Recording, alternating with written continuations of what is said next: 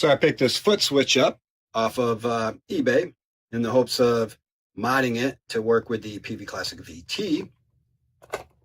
However, this foot switch doesn't come with any single pull, double throw, or double pull, double throw switches, which I didn't think was going to be a big deal because I have a few of these on hand. However, the threaded shaft on these, it's too short to work correctly with this foot switch. I'd have to remove the bottom nut on these for the shaft to be long enough. But that bottom nut is there for a reason, as we know. When you tighten up the top nut, it puts some pressure down on that bottom nut. And if that bottom nut's not there, then that pressure moves on to the body of the switch. And that's not good because I've seen the body of these switches pop right off the threaded shafts here. And we don't want that. So I figured perhaps, maybe I would pick up a Carlin switch. Has a little bit longer shaft. But man, at $12, $13 plus shipping, I was like, maybe I could just pick up another foot switch on eBay, which I have. It's a 4-button Roland foot switch. We'll see what happens with that when it arrives. I'm just waiting for the guy to ship it. Another thing with these foot switches is the number of pins on this XLR type connector. It's the wrong number of pins for the Peavey Classic VT anyways, which for me wasn't really a big deal because I have a few of these on hand, which are the, they do have the correct number of pins. So yeah, anyways, we'll see what happens when the Roland switch makes it to me. Foot switch update. The Randall foot switch came in, but I sold the amp before getting around to making the foot switch. With that said, the Randall foot switch would have worked just fine.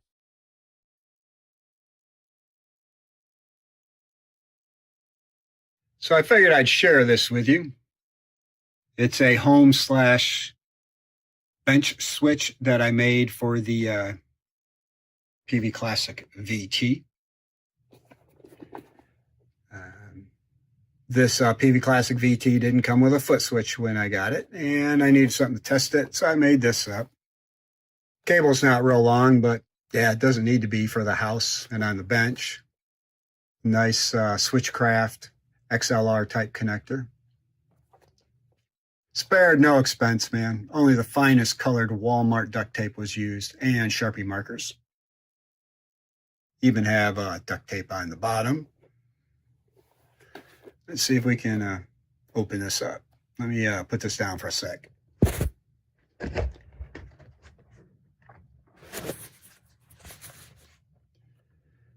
Not a whole lot to see in here.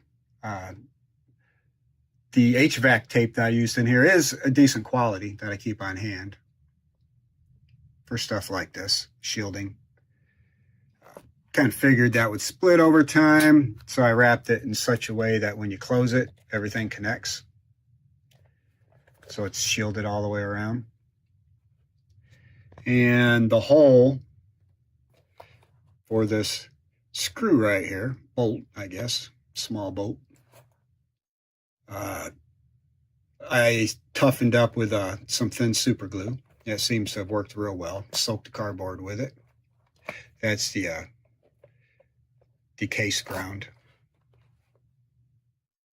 Now these switches, these are pretty cheap. I mean, they function decently.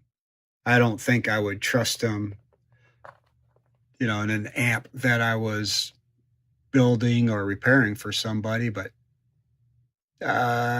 they're plenty good for a home switch on the bench. But yep, if I get some sound clips going here, which I'm hoping to, this will be the foot switch. I guess you can't really call it a foot switch, can you? It's a thumb switch. This thumb switch will be what I'm using. Alrighty, man. Let's see. Phase on and off and reverb on and off. That's pretty much self-explanatory. With the combine in the off position, It allows you to switch between the bright and normal channels. And with combined in the on/auto mix position, the bright and normal is pretty much defeated.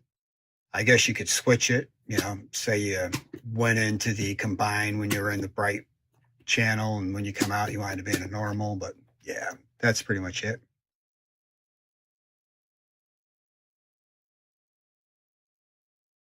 In the part 2 video for this Peavey Classic VH amp, YouTube user Richard Brain stated in a comment that I would have used standoffs on that resistor to stop it damaging the board again if it fails, but also to let air circulate around it.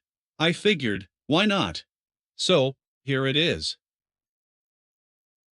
A stroll down memory lane on how I originally had that 400 ohm resistor mounted. Here's a couple pictures with that resistor removed from the power module board.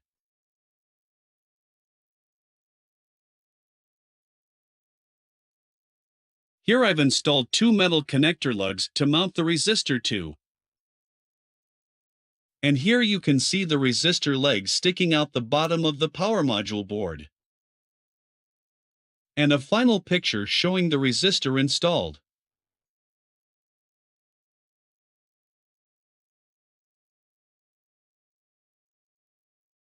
I picked up some CA3094 ICs of a different package type.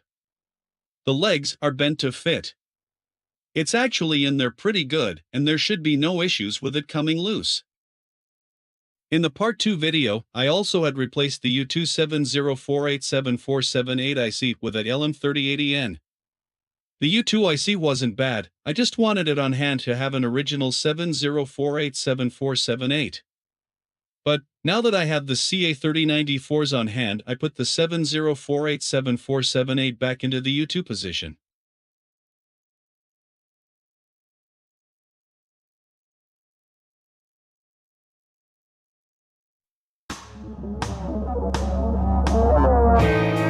Psycho Cosmetic People. Psycho cosmetic people, they're weird but they're legal. Wear all of that stuff to satisfy their ego. Paint all over their face, the public disgrace. Psycho cosmetic people, they're weird but they're illegal. Psycho cosmetic people, they're weird but they're legal. Psycho cosmetic people, yeah.